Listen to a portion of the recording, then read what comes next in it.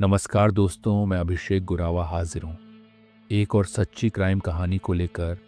रात के 11 बज चुके थे। हल्की ठंडक के बावजूद कमल का माथा पसीने से भीग रहा था।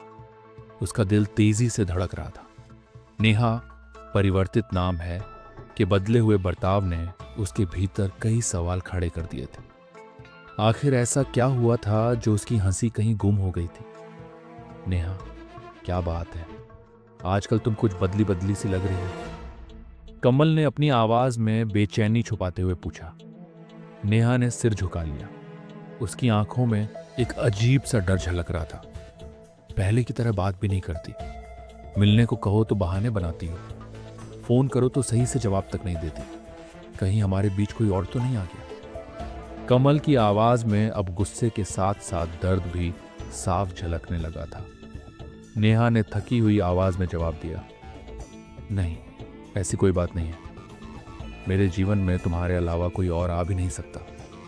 लेकिन कमल का दिल मानने को तैयार नहीं था। उसे नहीं पता था कि नेहा की ये चुप्पी एक खतरनाक राज को छुपा रही थी। एक ऐसा राज जो अगले 72 घंटों में खून, डर और मौत का ऐसा खेल दिखाने वाला था जिसे जानकर पूरा गांव कांप उठा। आखिर नेहा की चुप्पी का राज क्या था? कौन था वो तीसरा शख्स जिसकी परछाई उनके रिश्ते पर पड़ चुकी थी? और कैसे ये प्यार भरी दास्तान बन गई एक दिल दहला देने वाली वारदात? जानिए इस खौफनाक कहानी में। नेहा और कमल लखनऊ जिले के थाना निगोहा क्षेत्र के गांव अहिनवार के रहने वाले थे। दोनों का काफी दिनों से प्रेम संबंध चल रहा था। नेहा, फिर भी मुझे लग रहा है कि तुम मुझसे कुछ छिपा रही हो। देखो, तुम्हें किसी से भी डरने की जरूरत नहीं है। कोई बात हो तो मुझे बताओ। हो सकता है मैं तुम्हारी कोई मदद कर सकूं। कमल ने नेहा को भरोसा देते हुए कहा। कमल, मैंने तुम्हें बताया नहीं, पर एक दिन हम दोनों को हमारे फूफा गंगा सागर ने देख लिया था। नेहा ने बताया। अच्छा, उन्होंने घर वालों को तो नहीं बताया? कमल ने चिंतित होते हुए कहा। अभी तो उन्होंने नहीं बताया, पर बात छिपाने की कीमत मांग रहे हैं। रजनी बोली। कितने पैसे चाहिए उन्हें? कमल ने पूछा। नहीं, पैसे नहीं, बल्कि एक बार मेरे साथ सोना चाहते हैं। वह धमकी दे रहे हैं कि अगर उनकी बात नहीं मानी तो वह मेरे घर में पूरी बात बताकर मुझे घर से निकलवा देंगे। नेहा के चेहरे पर चिंता के बादल छाए हुए थे। तुम चिंता मत करो, बस एक बार तुम मुझसे मिलवा दो। हम उसकी ऐसी हालत कर देंगे कि वह बताने लायक ही नहीं रहेगा। वह तुम्हारा सगा रिश्तेदार है, तो ये बात कहते उसे शर्म नहीं आई? नेहा को चिंता में देख कमल गुस्से से भर गया। अरे नहीं, मारना नहीं है। ऐसा करने पर तो हम ही फंस जाएंगे। जो बात हम छिपाना चाह रहे हैं वही फैल जाएगी। नेहा ने कमल को समझाते हुए कहा, पर जो बात मैं तुमसे नहीं कह पाया वह उसने तुमसे कैसे कह दी? उसे कुछ तो शर्म आनी चाहिए थी। आखिर वह तुम्हारे सगे फूफा हैं। कमल ने कहा। तुम्हारी बात सही है, मैं उनकी बेटी की तरह हूं। वह शादीशुदा और बाल बच्चेदार है, फिर भी वह मेरी मजबूरी का फायदा उठाना चाहते हैं। नेहा बोली। तुम चिंता मत करो, अगर वह फिर कोई बात करे तो बताना, हम उसे ठिकाने लगा देंगे। कमल गुस्से में बोला। इसके बाद नेहा अपने घर आ गई, पर नेहा को इस बात की चिंता होने लगी थी। 38 साल का गंगा सागर यादव एक ऐसा व्यक्ति था जिसका परिवार खुशहाल और संपन्न नजर आता था। लखनऊ जिले के सरोजनी नगर थाने के अंतर्गत आने वाले गांव रहीमाबाद में उसका घर था। पेशे से वह ठेकेदारी करता था, जिससे उसकी आमदनी भी ठीक ठाक थी। गंगा सागर का परिवार भरा पूरा था। बाहर से देखने पर सब कुछ सामान्य और शांतिपूर्ण लगता था, लेकिन इस परिवार के रिश्तों की उलझनों में एक नाम था, नेहा। नेहा कोई साधारण लड़की नहीं थी। वह गंगा सागर की पत्नी रेखा के भाई की बेटी थी। परिवार के बेहद करीब होने के बावजूद नेहा की मौजूदगी गंगा सागर की जिंदगी में एक ऐसा राज छुपाए हुए थी जिसने आगे चलकर इस परिवार की खुशियों को चकनाचूर कर दिया। उससे उम्र में 15 साल छोटी नेहा को एक दिन गंगा सागर ने कमल के साथ घूमते देख लिया था। कमल के साथ ही वह मोटरसाइकिल से अपने घर आई थी। ये देखकर गंगा सागर को लगा कि अगर नेहा को ब्लैकमेल किया जाए तो वह चुपचाप उसकी बात मान लेगी। चूंकि वह खुद ही ऐसी है, इसलिए यह बात किसी से बताएगी भी नहीं। गंगा सागर ने जब यह बात नेहा से कही तो वह सन्न रह गई। वह कुछ नहीं बोली। गंगा सागर ने नेहा को घूरते हुए कहा। उसकी आंखों में एक अजीब सी चमक थी, ऐसी चमक जो नेहा को बेचैन कर देती थी। नेहा, उसकी आवाज में नरमी के बजाय एक ठंडा सा डरावना लहजा था। मैं तुम्हें सोचने का एक आखिरी मौका दे रहा हूं। अगर तुमने मेरी बात नहीं मानी तो समझ लो, तुम्हारा भेद मैं तुम्हारे घर वालों के सामने खोल कर रख दूंगा। नेहा का चेहरा सफेद पड़ गया। गंगा सागर आगे झुका। उसकी आवाज अब फुसफुसाहट में बदल गई। तुम जानती हो ना, तुम्हारे माँ बाप कितने गुस्से वाले हैं, उसने हल्की हंसी के साथ कहा। अगर मैंने उन्हें यह सब बता दिया तो वे बिना कुछ सुने समझे तुम्हें घर से निकाल देंगे और तब तुम्हारे पास कुछ भी नहीं बचेगा, न घर, न इज्जत, न सहारा। नेहा की सांसें तेज हो गईं। उसका दिल जैसे सीने में हथौड़े की तरह जोर जोर से धड़क रहा था। गंगा सागर की आंखों में वो साजिश भरी मुस्कान उसे डराती जा रही थी। नेहा को धमकी देकर गंगा सागर चला गया। समस्या गंभीर होती जा रही थी। नेहा सोच रही थी कि हो सकता है उसके फूफा के मन से यह भूत उतर गया हो और दोबारा वह उससे यह बात ना कहे। यह सोचकर वह चुप थी, पर गंगा सागर यह बात भूला नहीं था। एक दिन नेहा के घर पहुंच गया। अकेला पाकर उसने नेहा से पूछा, नेहा, तुमने मेरे प्रस्ताव पर क्या विचार किया? अभी तो कुछ समझ नहीं आ रहा कि क्या करूं। देखिए फूफा जी, आप मुझसे बहुत बड़े हैं, मैं आपके बच्चे की तरह हूं, मुझ पर दया कीजिए। नेहा ने गंगा सागर को समझाने की कोशिश की। इसमें बड़े छोटे जैसी कोई बात नहीं है, मैं अपनी बात पर अडिग हूं। इतना समझ लो कि मेरी बात नहीं मानी तो भंडा फोड़ दूंगा। इसे कोरी धमकी मत समझना, आखिरी बार समझा रहा हूं। गंगा सागर की बात सुनकर नेहा कुछ नहीं बोली। उसे यकीन हो गया था कि वह मानने वाला नहीं है। नेहा ने यह बात कमल को बताई। कमल ने कहा, ठीक है, किसी दिन उसे बुला लो। नेहा और कमल ने एक ठंडी आह भरते हुए एक दूसरे की ओर देखा। उनकी आंखों में चिंता की लकीरें साफ झलक रही थी। अगर उसने अब भी अपनी हरकतें नहीं रोकी तो? कमल ने गुस्से में फुसफुसाया। नेहा ने आंखें सिकोड़ते हुए कहा, अब वक्त आ गया है उसे सबक सिखाने का, ऐसा सबक जिसे वो कभी न भूल पाए। उधर गंगा सागर पर तो जैसे जुनून सवार था। उसकी आंखों में नेहा की परछाई हर पल नाचती रहती। उसकी सोच पर नेहा के प्रति उसकी लालसा का अंधकार हावी हो चुका था। दिन रात वह यही ख्वाब बुन रहा था कि कैसे नेहा को अपना बना ले। उसकी यह दीवानगी अब हदें पार करने को बेताब थी। अब चाहे जो भी हो, मैं नेहा को पाकर ही रहूंगा। गंगा सागर ने खुद से बुदबुदाते हुए एक खतरनाक इरादा बांध लिया। सुबह होते ही उसका फोन आ गया। फूफा का फोन देखते ही नेहा समझ गई कि अब वह मानेगा नहीं। कमल की योजना पर काम करने की सोचकर उसने फोन रिसीव करते हुए कहा, फूफा जी, आप कल रात आइए, आप जैसा कहेंगे मैं करने को तैयार हूं। नेहा इतनी जल्दी मान जाएगी, गंगा सागर को यह उम्मीद नहीं थी। अगले दिन शाम को उसने नेहा को फोन कर पूछा कि वह कहाँ मिलेगी। नेहा ने उसे मिलने की जगह बता दी।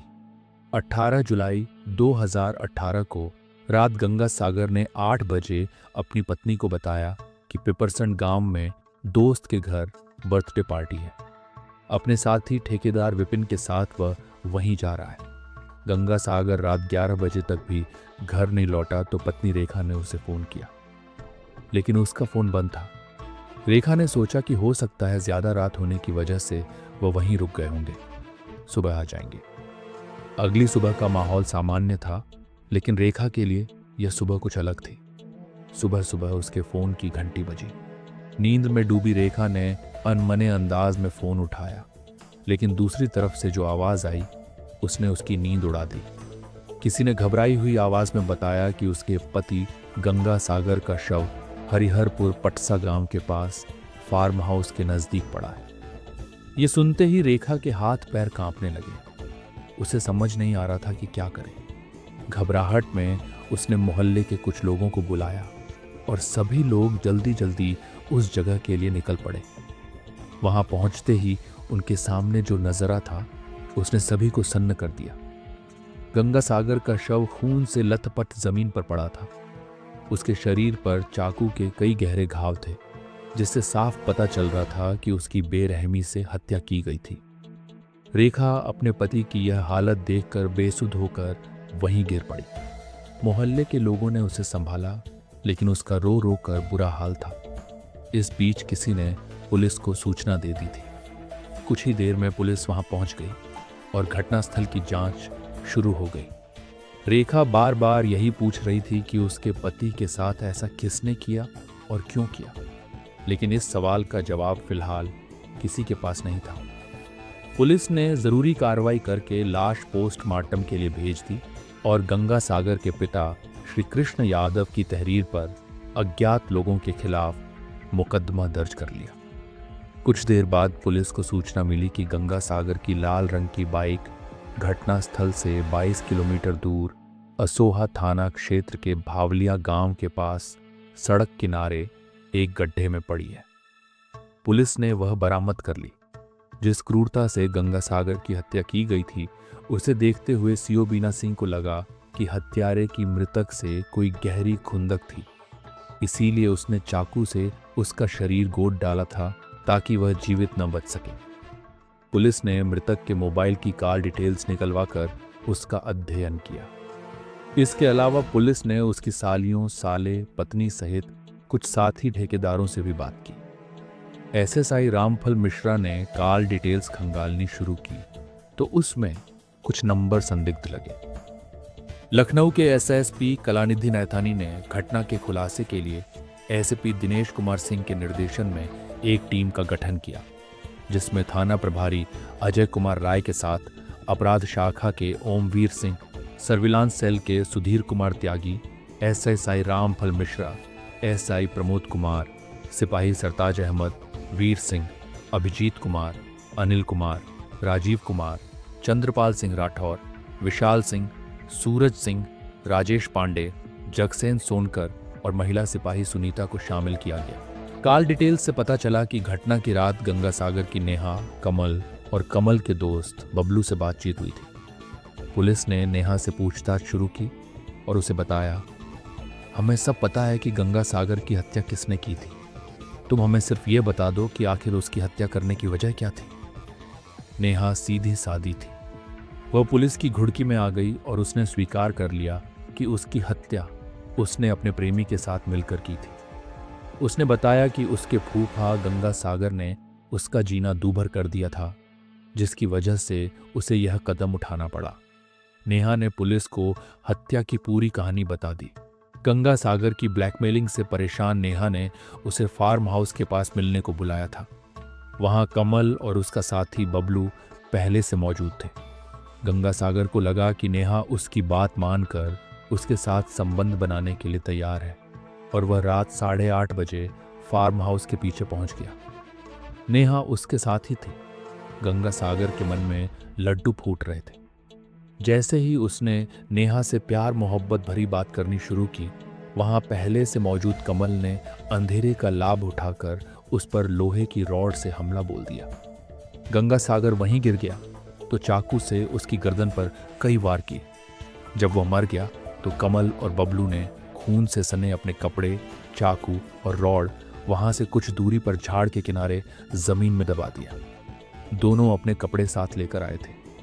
उन्हें पहनकर कमल गंगा सागर की बाइक लेकर उन्नाव की ओर भाग गया। बबलू नेहा को अपनी बाइक पर बैठाकर गांव ले आया और उसे उसके घर छोड़ दिया। कमल ने गंगा सागर की बाइक भावलिया गांव के पास सड़क किनारे गड्ढे में डाल दी, जिससे लोग गुमराह हो जाएं। पुलिस ने बड़ी तत्परता से केस की छानबीन की और हत्या का 4 दिन में ही खुलासा कर दिया। एसएसपी कलानिधि नैथानी और एसपी दिनेश कुमार सिंह ने केस का खुलासा करने वाली पुलिस टीम की तारीफ की। इस खौफनाक कहानी ने एक बार फिर साबित कर दिया कि जब इंसान के भीतर लालच, हवस और नफरत का अंधकार हदें पार कर जाता है तो उसका अंजाम सिर्फ तबाही ही होता है। नेहा के साथ जो हुआ वो उसकी मजबूरी का खौफनाक नतीजा था। शायद अगर उसने पहले ही अपने घर वालों को अपनी परेशानी बता दी होती तो गंगा सागर की ये घिनौनी हरकत इतनी भयानक अंजाम तक न पहुंचती। इस कहानी में कई सबक छिपे हैं। सबसे बड़ा सबक ये कि जब भी कोई आपको ब्लैकमेल करे या आपकी मजबूरी का फ़ायदा उठाने की कोशिश करे तो डर के बजाय अपनों से खुलकर बात करें। अपराध का रास्ता कभी भी सही हल नहीं होता। दोस्तों, ऐसी ही सच्ची, खौफनाक और रोंगटे खड़े कर देने वाली कहानियों के लिए अनसुनी स्टोरीज टीवी को सब्सक्राइब करना न भूलें। और हाँ, इस वीडियो को लाइक करें, कमेंट में अपनी राय दें और अपने दोस्तों के साथ ज़रूर शेयर करें, क्योंकि अगली बार मैं आपके लिए लेकर आऊँगा एक और खौफनाक सच्ची घटना जिसे सुनकर आप कह उठेंगे, क्या ये सच में मुमकिन है? मिलते हैं अगली कहानी में। तब तक अपना ख्याल रखें और सुरक्षित रहें।